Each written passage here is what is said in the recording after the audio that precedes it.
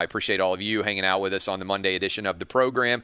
We are off and rolling through. Hope all of you had great weekends, enjoying all the college football and all of the NFL that you could possibly manage. I watched all day college football on Saturday, all day on Sunday as well, and there were a ton of different takeaways. We're going to talk with Joel Klatt here in a little bit. He is Fox's lead college football analyst.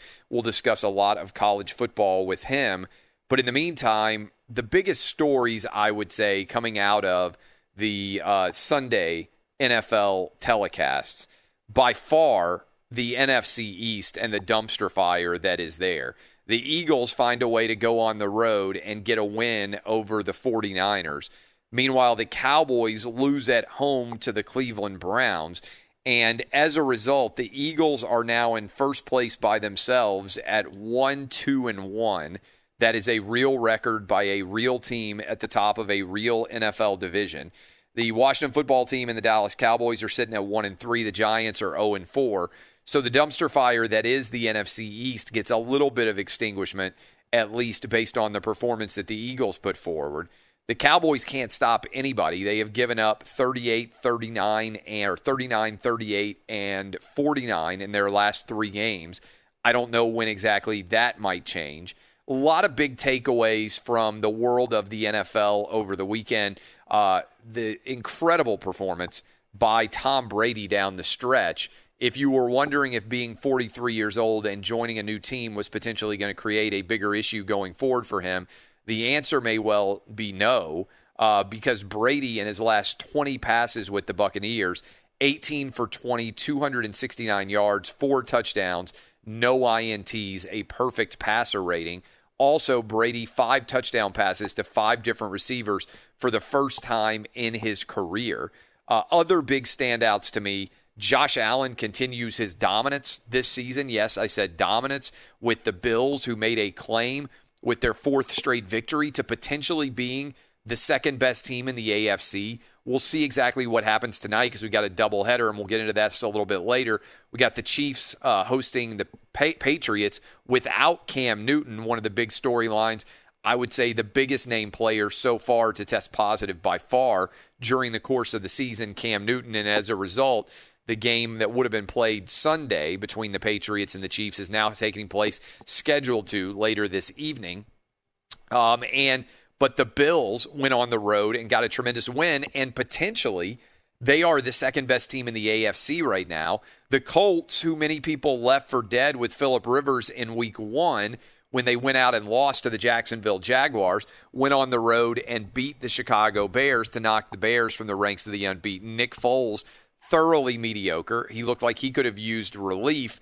And so the question is whether or not we believe that he'll be able to hold on in an impressive way. I don't know what in the world's going on with the Texans. I think they have to be classified as the biggest disappointment in the NFL right now.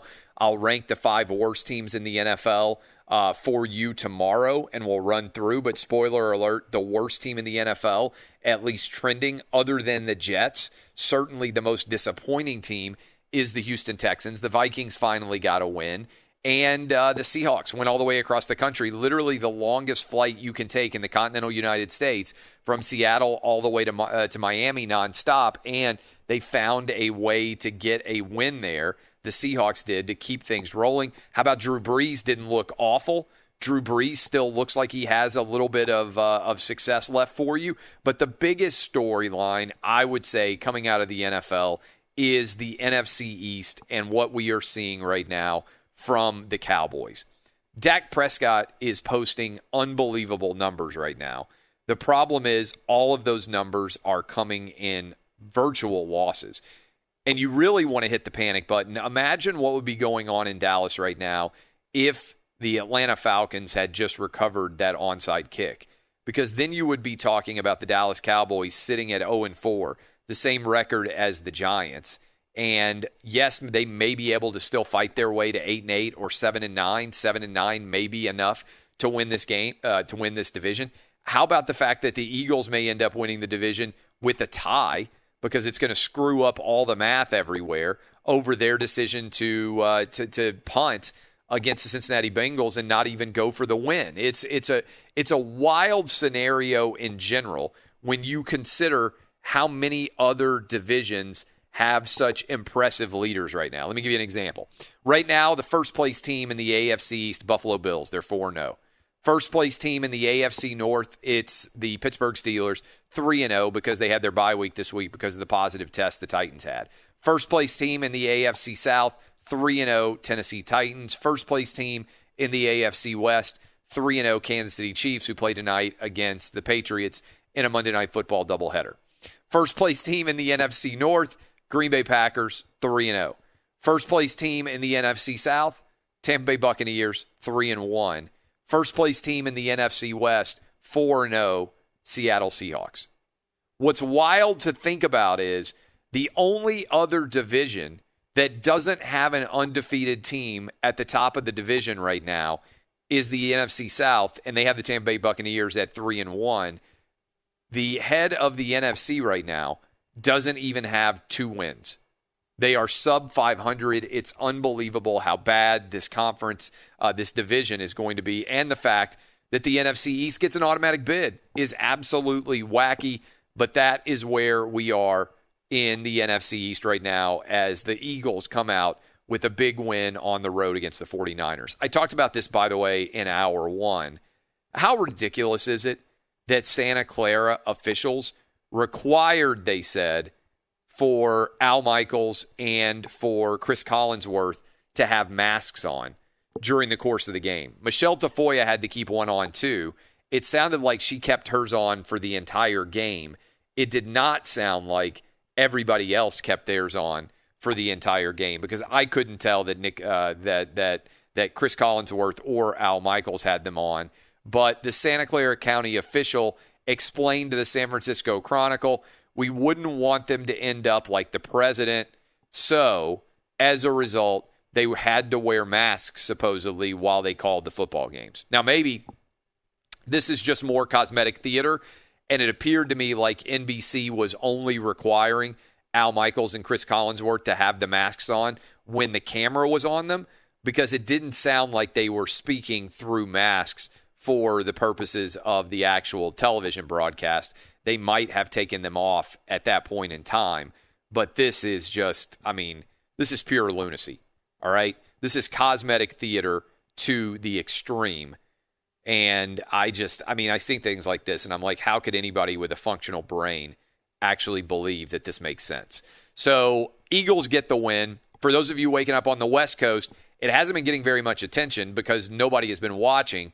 But the NBA Finals are also going on, and the NBA Finals certainly got dunked on by this game between the Eagles and the 49ers in terms of viewership. In fact, the NBA Finals posted the lowest viewership of my life with the game between the Heat and the Lakers in Game 2. Only 4.5 million people watched. That's down almost 70% from last year's Game 2 between the Warriors and the Raptors, when 13.9 million people watched. So this is an unmitigated disaster for the NBA, even though most people won't talk about it with you. But no one is watching the NBA Finals. And I think a big reason why no one is watching is because of the extreme politics that the NBA has decided to bring to bear ever since they returned to play in the bubble. And so I think the great masses of sports fans are saying, okay, if you want to insult us and make us feel like you are somehow lecturing us throughout the entirety of the game with the statements on the jerseys, statements on the court, you're refusing to stand for the national anthem, I think the American public is basically saying, okay, see ya, NBA. And I believe the NBA has a major brand crisis on its hands.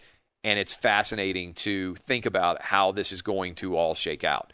So we will continue to break all this down. But up next, we're going to be joined by Joel Klatt. He's Fox's lead college football analyst. Much to get into with him.